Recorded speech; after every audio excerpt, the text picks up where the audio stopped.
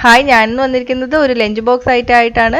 കുട്ടികൾക്ക് സ്കൂളിൽ കൊടുത്തുവിടാൻ പ്രഷർ കുക്കറിൽ വളരെ വേഗത്തിൽ തയ്യാറാക്കി എടുക്കാൻ പറ്റുന്ന നല്ല ടേസ്റ്റി ആയിട്ടുള്ള ടൊമാറ്റോ റൈസ് എങ്ങനെ തയ്യാറാക്കി എടുക്കാമെന്ന് നോക്കാം. അതിനു മുന്നേ നിങ്ങൾ എൻ്റെ ചാനൽ ആദ്യമായിട്ടാണ് കാണുന്നതെങ്കിൽ ചാനൽ സബ്സ്ക്രൈബ് ചെയ്യാൻ മറക്കല്ലേ. എല്ലാ റെസിപ്പീസിൻ്റെ നോട്ടിഫിക്കേഷൻ ലഭിക്കാനായിട്ട് ആ ബെൽ ബട്ടൺ കൂടി ക്ലിക്ക് ചെയ്യണേ.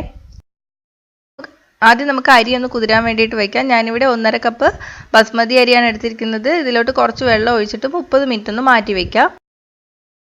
ഇനി ഒരു കുക്കർ എടുക്കാം. ഞാനിവിടെ 5 ലിറ്ററിൻ്റെ കുക്കറാണ് എടുത്തിരിക്കുന്നത്. ഇതിലോട്ട് 2 ടേബിൾ സ്പൂൺ സൺഫ്ലവർ ഓയിൽ ഒഴിച്ചിട്ട് ചൂടാക്കുക. എണ്ണ ചൂടായിട്ട് വരുമ്പോൾ ഒരു തണ്ട് കറിവേപ്പില, 3 പച്ചമുളക് നീളത്തിലരിഞ്ഞത്, ഒരു വലിയ സവാള നീളത്തിലരിഞ്ഞത് കൂടി ചേർത്ത് കൊടുക്കുക. കുറച്ച് ഉപ്പ് കൂടി ചേർക്കാം. ഇനി സവാള നല്ലപോലെ വഴറ്റിയെടുക്കുക. സവാള വഴറ്റിയെടുത്തിട്ടുണ്ട്. ഇതിലോട്ട് 3 തക്കാളി നീളത്തിലരിഞ്ഞത് ചേർത്ത് കൊടുക്കുക. ഇത് നല്ല പഴുത്ത തക്കാളിയാണ്. ഇനി തക്കാളി ഇതുപോലെ നന്നായിട്ട് വഴറ്റിയെടുക്കണം.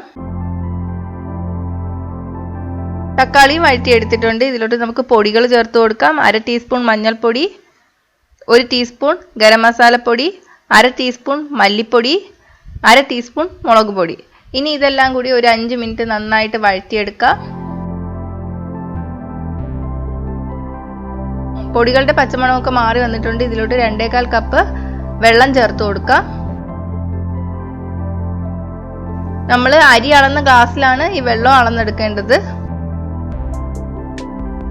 ഇനി ഉപ്പ് നോക്കുക. ഉപ്പ് കുറവാണെങ്കിൽ ചേർത്ത് കൊടുക്കുക. നമ്മൾ നേരത്തെ കുക്കർ ബിരിയാണിയൊക്കെ വെച്ചപ്പോൾ പറഞ്ഞിട്ടുണ്ട്, വെള്ളത്തിലെ ഉപ്പിൻ്റെ അളവ് നമുക്ക് ആവശ്യത്തിനേക്കാളും കുറച്ച് കൂടുതൽ നിൽക്കണം. എങ്കിലേ അരി വെന്ത് വരുമ്പോൾ നല്ല കറക്റ്റ് ഉപ്പായിട്ട് വരുള്ളൂ. നന്നായിട്ട് ഇളക്കി കൊടുക്കുക. ഇനി വെള്ളം നല്ലപോലെ തിളച്ചു വരണം. വെള്ളം തിളച്ചു വരുമ്പോൾ നമുക്ക് കുതിരാൻ വെച്ചിരിക്കുന്ന അരി നന്നായിട്ട് കഴുകിയിട്ട് ഇതിലോട്ട് ചേർത്ത് കൊടുക്കാം.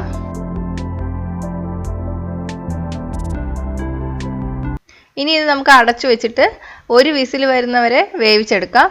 മീഡിയം തീയിലിട്ടിട്ട് വേണം വേവിക്കാൻ.